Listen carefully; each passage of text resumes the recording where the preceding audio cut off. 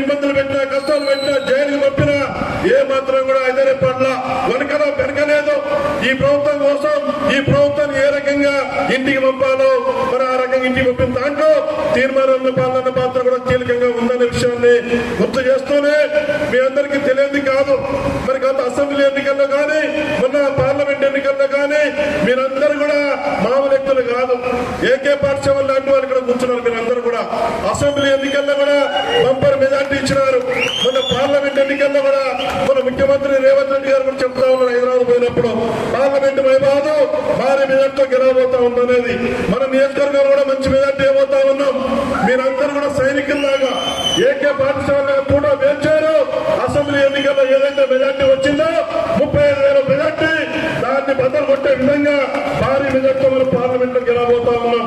అదే కసితో, అదే పట్టుదలతో, అదే అనుభవంతో, అదే ఏదైతే ఉందో అదే స్ఫూర్తితోని 26వ తారీఖు జరిగినటువంటి మరి ఎమ్మెల్సీ పట్టభద్రుల ఎమ్మెల్సీ ఎన్నికల్లో మన తీర్మానం మల్లన్న గారికి వారి ఓటు పైన వారి ఓటు వేయించి భారీ మెజార్టీతో గెలిపించాలా. మొదటి ప్రాధాన్యత ఓటు బ్యాలెట్ నమూనాలో సీరియల్ నెంబర్లో 2 మన తీర్మానం మల్లన్న ఉంటాడు.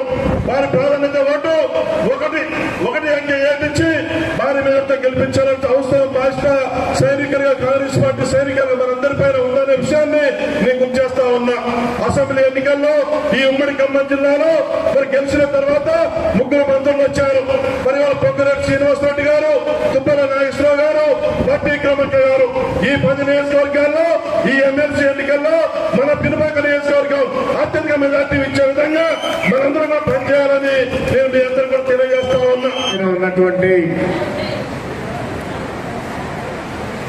గౌరవనీయులు పెద్దలు స్థానిక శాసనసభ్యులు అన్న పాయ వెంకటేశ్వర్లు గారికి, అలాగే ఈ వరంగల్ నల్గొండ ఖమ్మం పట్టభద్రుల ఎమ్మెల్సీ ఉప ఎన్నికకు సంబంధించి పినపాక ఇన్ఛార్జ్ గా వ్యవహరిస్తున్నటువంటి కోఆర్డినేటర్ గా వ్యవహరిస్తున్న నాగేశ్వరరావు గారికి, బిక్కసారి నాగేశ్వరరావు గారికి, అలాగే టీపీసీసీ నాయకులు చంద్ర సంతోష్ గారికి, నల్లూరు చక్రవర్తి గారికి, సూరెడ్డి పుల్లారెడ్డి గారు సిపిఐ నాయకులు గారికి, నెల్లూరు నాగేశ్వరరావు గారు సిపిఎం నాయకులకి, వాసిరెడ్డి చలపతిరావు గారు తెలుగుదేశం పార్టీ నాయకులకి, సిద్ధులు గారు తెలంగాణ జనసమితి నాయకులు గారికి, కాటపల్లి నాగేశ్వరరావు గారు, దూరం సుధాకర్ రెడ్డి గారు, పిల్లాకి రవీంద్ర కుమార్ గారు, ఓరుగండి భిక్షమయ్య గారు, అశోక్రావు గారికి, జంగపూడి కృష్ణారెడ్డి గారు, గుండెపాటు గారికి,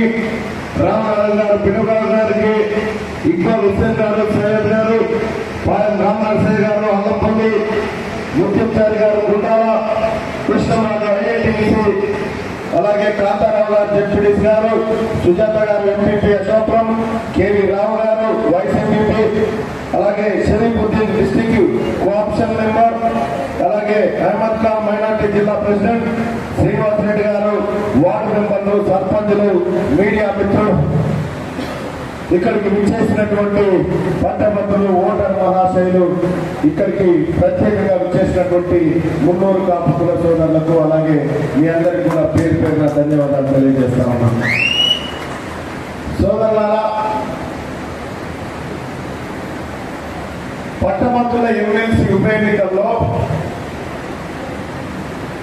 నేను ప్రజలందరినీ కలుసుకుంటున్నటువంటి సందర్భంలో అమెరికాకు పోవలసినటువంటి కేటీ రామారావు అమెరికాలో ఏదో 10 టికెట్లు విమాన టికెట్లు బుక్ చేసుకున్న కేటీ రామారావు నడిమిట్లకనే వందలకు వచ్చేటట్టు వచ్చి తీర్మానం గెలుస్తట్టుండు, ఎట్టి పరిస్థితుల్లో అది ఆపాలి, తీర్మానం గెలిచినట్టుండు, ఎట్టి పరిస్థితుల్లో ఆ గెలుపును ఆపాలనేది మనం తాపత్రయం రామారావు.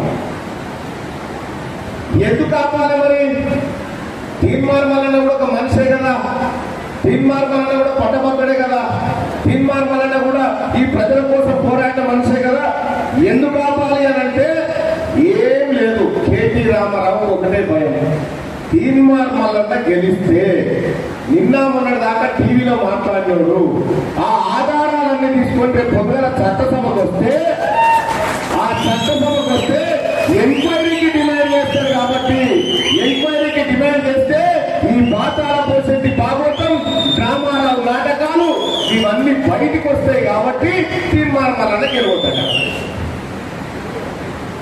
చింతమడక కాడ కల్వకుంట్ల చంద్రశేఖరరావు గారి తాత ముత్తాత ఆ గోరీలకి లేచొచ్చినా ఈసారి పట్టభద్రుల అభిప్రాయాన్ని మీరు మార్చలేదు, వాళ్ళు డిసైడ్ అయిపోయారని చెప్పి తెలియజేస్తా ఉన్నారు.